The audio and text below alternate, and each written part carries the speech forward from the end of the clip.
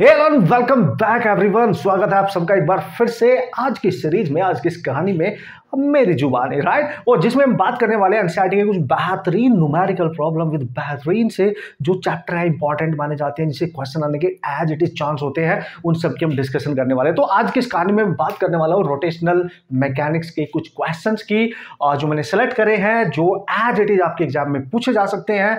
और जैसे कि आजकल ट्रेंड बना हुआ है, आप सबको पता है कि एनसीईआरटी के कुछ क्वेश्चन भी एज इट इज ही पूछे जा रहे हैं हर साल, ठीक है बॉस। और उम्मीद करता हूं मस्त तरीके से आप इनकी प्रैक्टिस कर रहे होंगे और हर क्वेश्चन का कंसेप्ट समझ रहे होंगे। क्वेश्चन की प्रैक्टिस के साथ साथ उसके कंसेप्ट को भी समझना बहुत जरूरी होता है। टॉप 10 न्यूमेरिकल, एनसीईआरटी प्रॉब्लम, ये सारे कंसेप्ट मैं आपको सिखा रहा हूं। ऑलरेडी कंप्लीट कोर्स मैं आपको दे चुका हूं, शॉर्ट ट्रिक्स वाली सीरीज में आपको ऑलरेडी दे चुका हूं, राइट। तो इतनी कुछ अगर आप करके जाने वाले हो, प्रैक्टिस करके जाने वाले हो लॉट ऑफ, तो यार आपको कोई भी नहीं रोक सकता, ठीक है, कोई भी नहीं रोक सकता। हाँ, आपको आप ही खुद रोक सकते हो अगर आप पढ़ाई नहीं करोगे, आप प्रैक्टिस नहीं करोगे, आप रिविजन नहीं करोगे, क्योंकि ज्यादा टाइम बिल्कुल भी नहीं बचा है। तो मिशन पे लगे रहना पॉजिटिव माइंडसेट के साथ। तो ये है हमारा पहला क्वेश्चन आज का, ठीक है। तो बेहतरीन सा ये क्वेश्चन है, क्योंकि लास्ट ईयर भी शायद इस टाइप के क्वेश्चन पूछा गया था। तो इस कैटेगरी क्वेश्चन आने के काफी चांस बने रहते हैं, टॉर्क वगैरह से related and all angular momentum and in सब से रिलेटेड क्वेश्चंस आते रहते हैं एग्जाम में। तो कोई बड़ी बात है नहीं, बट आपको प्रैक्टिस करके जानी है, ठीक है।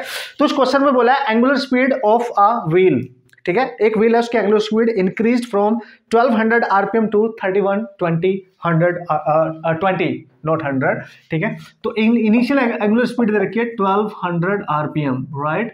और ये इंक्रीज करके कर दी गई है 3120 आरपीएम, राइट। इतनी है, एक व्हील है भाई, उसकी एंगुलर स्पीड आपको गिवन है। चलो भाई, बढ़िया सेकंड है। और ऐसा करने में टाइम का इन्वेस्टमेंट हुआ है 10 सेकंड, मतलब टाइम लगा है 10 सेकंड, ठीक है। पहले वो व्हील इतनी स्पीड के साथ रोटेट कर रहा था, अब वो व्हील इतनी स्पीड के साथ घूमने लगा, अब तक 10 सेकंड। तो टाइम भी नहीं रखा यार। अब देख लेते हैं यार क्या पूछ रहा है, इजीली कर लेंगे ना, फिर टेंशन नहीं है बॉस। उसने बोला एंगुलर एक्सेलरेशन बताओ। यार क्या बात कर रहा है, फाइनल स्पीड भी दे रखी है, इनिशियल भी दे रखी है, टाइम भी दे रखा है। तो first equation of motion omega 2 omega 1 1 plus alpha T, ये यूज कर लो ना, हो गया, हो गया। बस एक चीज याद रखना, ये एंगुलर स्पीड नहीं है, चूंकि ये आरपीएम में है, इसलिए इसकी फ्रीक्वेंसी आप मानेंगे दैट इज n1, इसको फ्रीक्वेंसी आप मानेंगे दैट इज n2, क्योंकि ये आरपीएम में। और एंगुलर स्पीड निकालने के लिए you have to convert them. तो ओमेगा 1 आप निकालोगे 2πn/60 से, वैसे ही ओमेगा 2 भी निकाल लेंगे।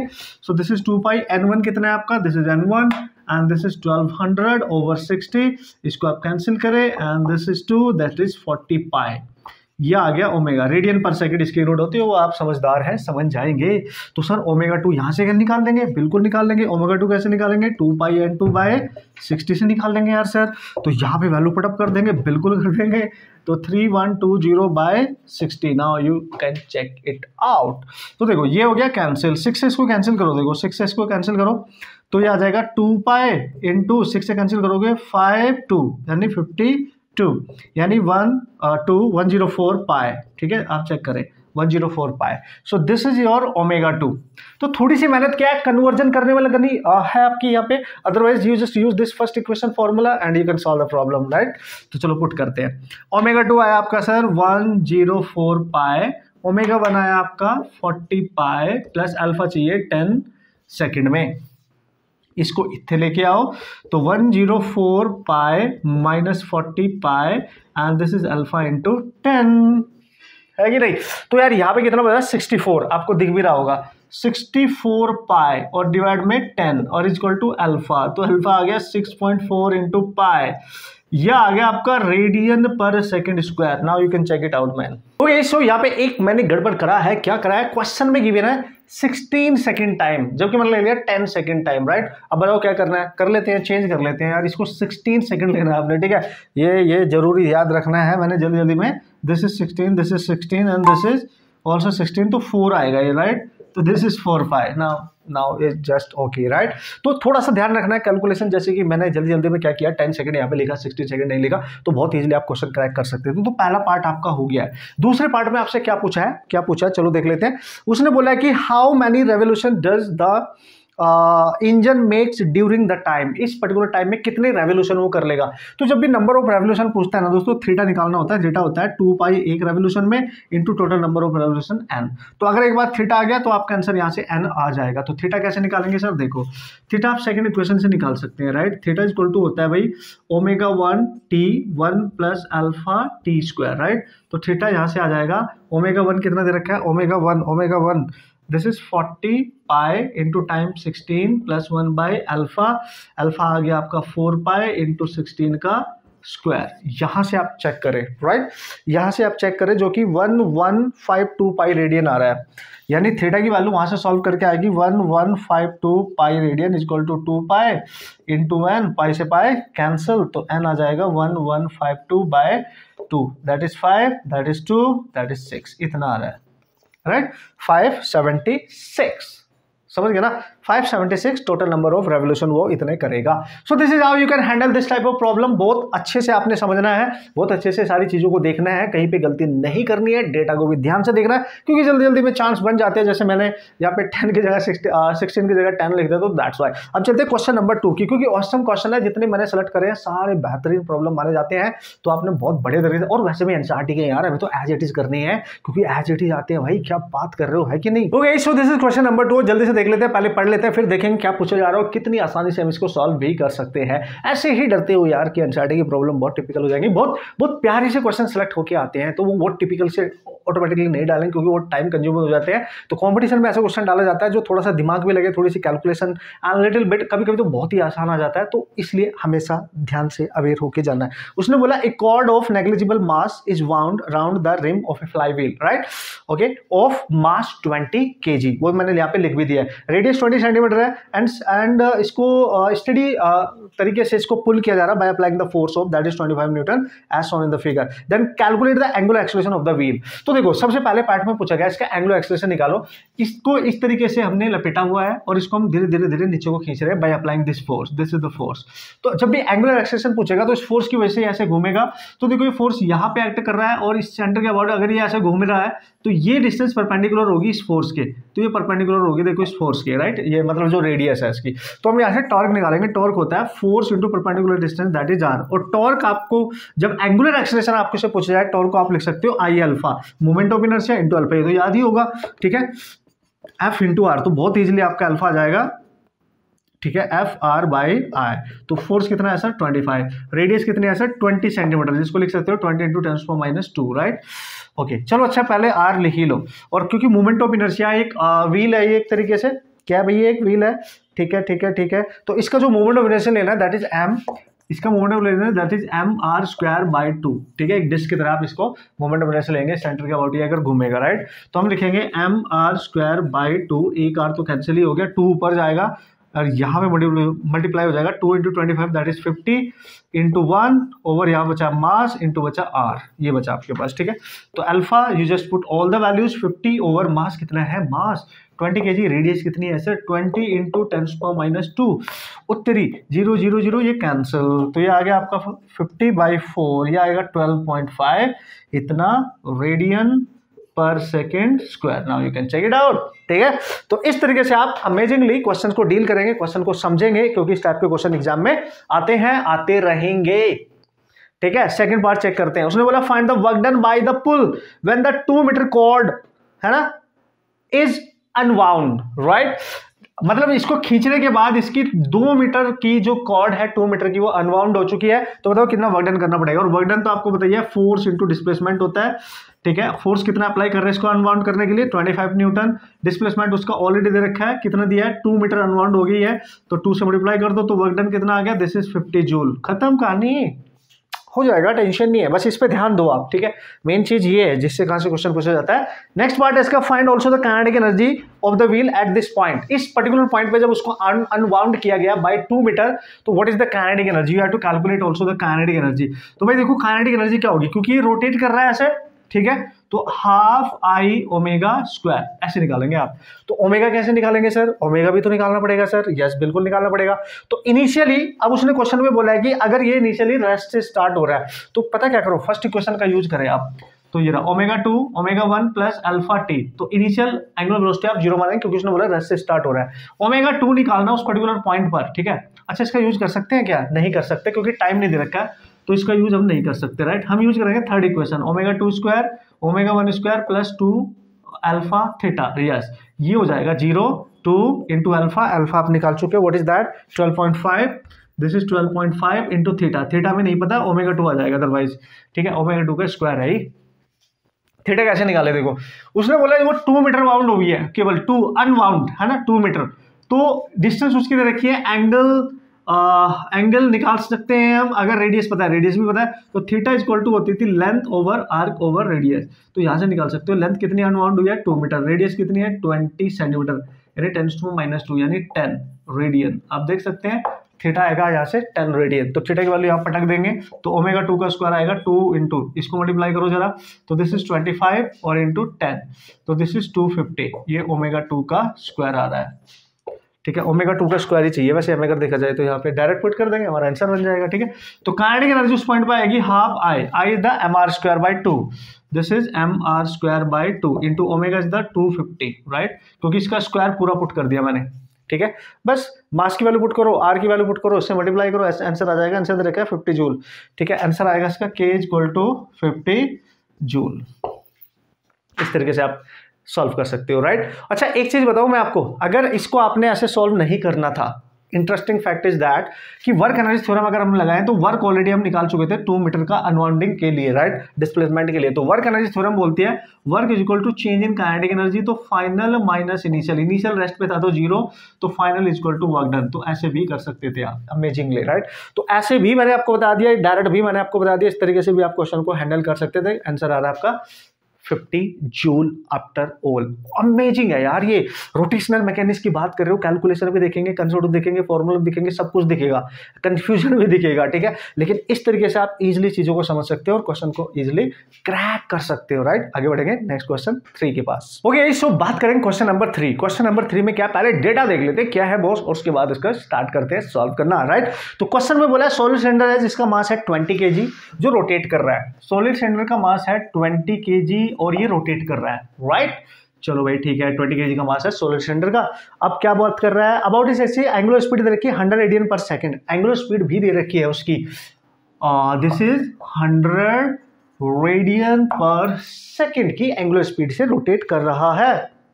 The radius of the cylinder is 0.25 metre, radius भी देती सिलेंडर की 0.25 मीटर। तो सारा डेटा आपको ऑलरेडी गिवन है।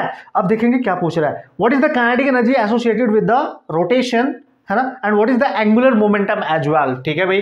तो वो बोल रहा है कि देखो इस तरीके से मान लो आप, इसका मास दे रखा है, इसकी घूमने की स्पीड दे रखी है, इसकी रेडियस दे रखी है, सब कुछ दे रखा है, तो उसकी काइनेटिक एनर्जी बताओ। पता तो है ही, काइनेटिक एनर्जी होती है हाफ आई ओमेगा स्क्वायर, और सॉलिड सिलेंडर है, मोमेंट ऑफ इनर्शिया हमें पता ही क्या होता है mr²/2। चलो भाई निकाल लो, मास कितना दे रखा है, मास है 20, और रेडियस कितनी है सर, रेडियस है ओमेगा, नो दूसरी वाली 0.25 का होल स्क्वायर बाय 2। चलो भाई यहाँ से आई आएगा, ओमेगा ऑलरेडी आपको दे रखा है, यहाँ पुट कर दो, तो काइनेटिक एनर्जी ऑफ रोटेशन आ जाएगी आपके पास, दिस इज हाफ आई, यहाँ पे आ जाएगा, देख सकते हो आप 10, ठीक है।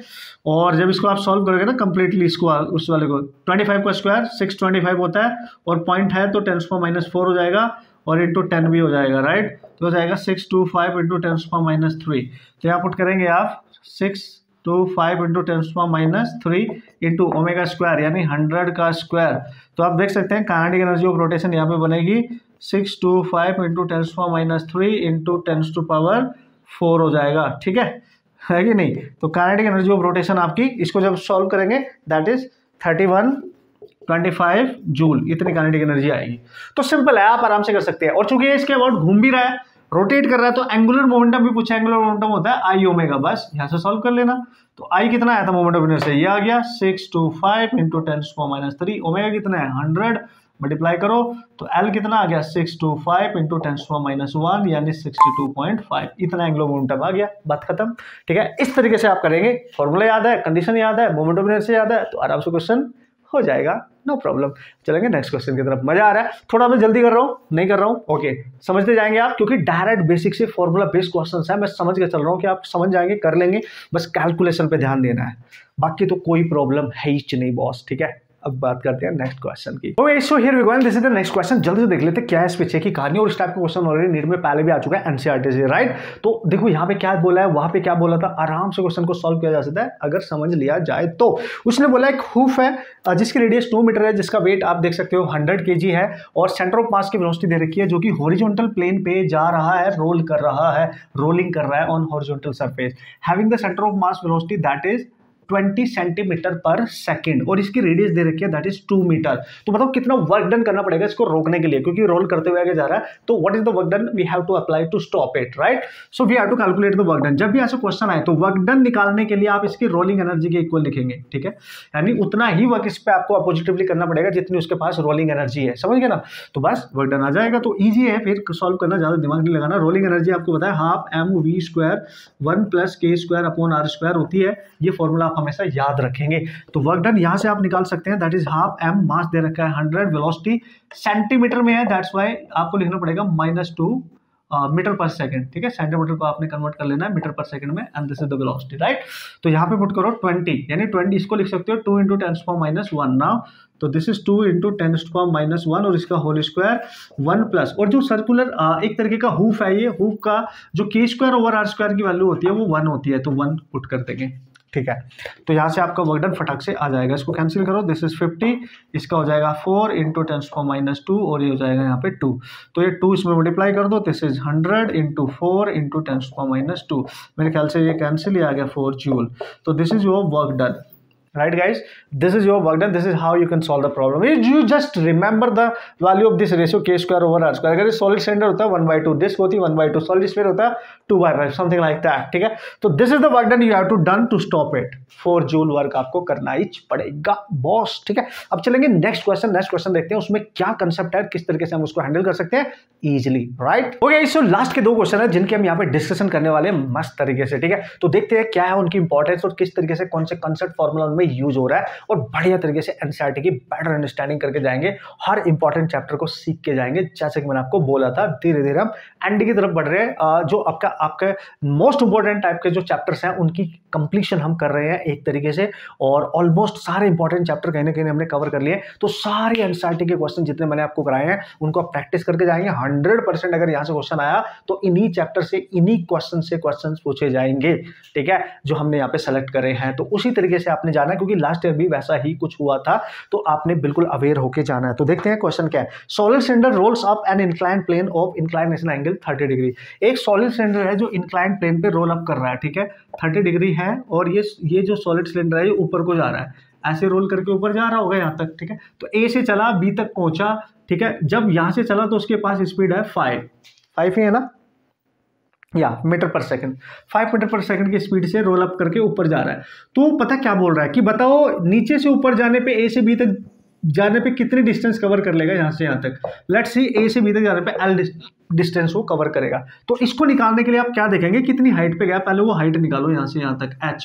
अगर एक बार हाइट आएगी तो साइन ऑफ 30 यूज कर लेना, परपेंडिकुलर ओवर हाइपोटेनियस h/l आ जाएगा, this is 1/2, this is h/l। हमें l निकालना होगा तो l आ जाएगा 2h, यानी अब आपका आंसर h पे डिपेंड कर रहा है, ठीक है। अब आप h निकालो, तो कैसे निकालेंगे, चूंकि ये रोलिंग मोशन है, नीचे से ऊपर जा रहा है, तो इसकी जो रोलिंग एनर्जी होगी ना वो कन्वर्ट हो रही है हाइट पे जाने पे, यानी mgh में, वहां से h आ जाएगा। एनर्जी कंजर्वेशन यूज कर लो, और चूंकि रोल कर रहा है, रोलिंग एनर्जी को अभी लिखा था हमने half mv² 1 + k²/r², and this is mgh। m से m आपका कैंसिल हो जाएगा, बहुत इजी है, एंड ये हाफ हो गया, स्पीड है 5 का स्क्वायर, 1 प्लस सॉलिड सिलेंडर है तो उसका तो स्क्वायर, और उसका 1/2 होता है, हम सबको पता है, g × h, नो प्रॉब्लम। तो बॉस यहाँ से हम क्या करेंगे, 1/2 × 25 × 3/2, right, and this is 10 × h, इसको हम लिख सकते हैं। तो ये हम कैंसिल भी कर सकते हैं, देखो है ना, h की वैल्यू कितनी आएगी, ठीक है, ये 5 2 एंड दिस इज 5, राइट। तो h की वैल्यू एक तरीके से यहाँ पे आ जाएगी 4, 1/4 × 5 × 3 और by 2, तो h आ जाएगा यहाँ पे 15/8। Now you can see this is 15/8, put here, so this is 2 × 15/8 and this is 4, तो L की वैल्यू आ गई 15/4। Now you just check it out, इतनी लेंथ उसको कवर करनी पड़ेगी, रोल कर रहा है जब, यहाँ से यहाँ तक वो जा चुका होगा। This is how easily you can solve this type of problem divide कर देना, आपको इसका रेशियो का जो पॉइंट में आंसर आएगा वो भी पता चल जाएगा। ठीक है, तो इस तरीके से हैंडल करेंगे। सारे कंसेप्ट आपको आने चाहिए, आपको इंस्टेंट क्वेश्चन पढ़ने के बाद पता चलना चाहिए। रोलिंग कर रहा है, नीचे से ऊपर जा रहा है, ऊपर से नीचे आ रहा है, कंजर्वेशन ऑफ रोलिंग एनर्जी का जो कंसेप्ट है वो आप यूज कर सकते हो। अगर ऊपर से नीचे आ रहा है रोल की एनर्जी फिर भी यही करनी है, नीचे से ऊपर जा रहा है रोल की एनर्जी फिर भी यही करनी थी। ठीक है, इस तरीके से आपने सोचना है। आज का लास्ट क्वेश्चन है, ऑसम है, प्यारा सा, छोटा सा, फॉर्मूला बेस्ड है, आने के चांस काफी रहते हैं, no problem, right. Okay, so last question है, जल्दी से पहले पढ़ लेते हैं। वैसे डेटा मैंने यहाँ पे लिख दिया, बहुत अमेजिंगली आप इसको सॉल्व करेंगे। अगर फॉर्मूला याद हो तो डायरेक्ट हो जाएगा, पता भी नहीं चलेगा, नहीं याद है तो बहुत इजी क्वेश्चन भी गलत हो जाएगा। ठीक है, उसने बोला टू मेंटेन अ रोटर, है ना, at a uniform angular speed that is 200 radian per second, right? Okay, so we need an engine needs to transmit at a torque of 180 newton metre. मतलब उस रोटर को इस speed के साथ maintain रखने के लिए जो इंजन है वो टॉर्क प्रोवाइड कर रहा है उसको इतना। तो बताओ इंजन ने कितनी पावर सप्लाई करी। जब भी ऐसा क्वेश्चन आए कि इंजन ने जो पावर सप्लाई करी है वो निकालो, तो भाई सीधी सी बात है, जब आप मैकेनिकल पावर की बात करते हैं, मतलब अगर आप एक ट्रांसलेटरी टाइप का फोर्स अप्लाई कर रहे हैं तो याद करो पावर होती थी फोर्स इंटू वेलोसिटी। चूंकि यहाँ पे रोटेट कराने के लिए पावर ट्रांसमिट करानी, तो पावर हो जाएगी टॉर्क इंटू एंगुलर वेलोसिटी। बस खत्म कहानी, खत्म। तो टॉर्क कितना है सर 180, एंगुलर वेलोसिटी कितनी है सर 200। क्या सर मल्टीप्लाई कर लेंगे, बिल्कुल 0 0 0 एंड दैट इज 36, इतनी वॉट। वॉट में नहीं होगा तो ये 0 0 36 और ये किलोवाट, ऐसे आंसर बन जाएगा आपका, खत्म कहानी। देखो ये फॉर्मूला याद रखना पड़ता है, ठीक है, और उसके अकॉर्डिंग हम क्वेश्चन कर सकते हैं। तो यार ये थे कुछ बेहतरीन से numerical problem of this chapter rotational mechanics जो हमने यहाँ पे डिस्कस करे हैं। You can say the motion of the system of particles, है ना, and rotational motion you can say, right. तो यहाँ पे हमने जितने भी awesome questions as it is आ सकते हैं एनसीईआरटी से, उनकी डिस्कशन हमने कर ली है जो मेरे को लगा, और यही आपने भी करना। आपका टाइम बचेगा, उतना ज़्यादा टाइम नहीं भी है आपके पास, क्योंकि हमने सेलेक्ट करके ही ये सारी चीज़ें हम लोग देखते हैं और उसके अकॉर्डिंगली आपको सॉल्व कराए जाते हैं। उम्मीद करता हूँ आप इनको अच्छे से प्रैक्टिस करेंगे, आपने इसको सीखा होगा, इसमें जो कंसेप्ट यूज हुए, जो फॉर्मूले, उनको नोट्स बना लेंगे और उनको रिवाइज करके जाएंगे, क्योंकि उन पर एज इट इज क्वेश्चन आने के भरपूर चांस बने रहते हैं। ओके गाइस, मस्त रहना मतलब अब प्रैक्टिस करते रहना पॉजिटिविटी के साथ, ठीक है, हिम्मत नहीं हारने का, हमेशा मैं यही बोलते रहता हूँ, राइट। और एग्जाम जैसे जैसे पास आ रहा है डर भी बढ़ता जाता है, उसमें कोई बड़ी बात है नहीं है, बट आपने काम रहना है, शांत रहना है, अपने दिमाग को समझाना है, कूल रहना है और प्रैक्टिस पे ध्यान देना है, बस, है ना। प्रैक्टिस करते रहे, रिविजन करते रहे, क्वेश्चन सॉल्व करते रहे, नो प्रॉब्लम एट ऑल, आपका एग्जाम बहुत अच्छा जाने वाला है, right. And all the best.